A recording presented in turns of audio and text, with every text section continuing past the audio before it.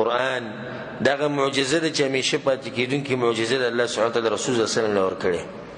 او به دې ته ګوره چې د دې قرآن د حفاظت ذمهداري الله به خپله اخیستې ده. انا نحن نزلنا الذکر وانا له لحافظون. الله یقینا د قرآن موږ نازل کړی او موږ حفاظت کوونکي. د دې نه یو حرف د اوسه پورې نه کم شوی دی او نه بګي زیات شوی. دا د مسلمان عقیده ده. او چې څوک په دې کې شک کوي چې قرآن پوره دی که نه دی نو دی کافر دی والعیاذ بالله.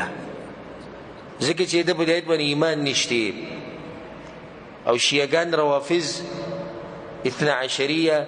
12 امامان چې مني د هغوی د عقیده ده چې د قرآن داسې نه دی لکه څنګه چې نازل شوی و.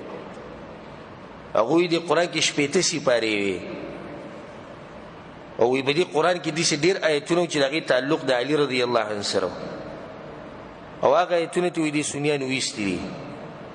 نو دا د هغوی عقیده ده د شیعګانو. نو څوک چې د عقیده ساتي چې د قرآن کې کمی زیاتی شوی دی نو دا سړی په اسلام کې نه دی پاتې.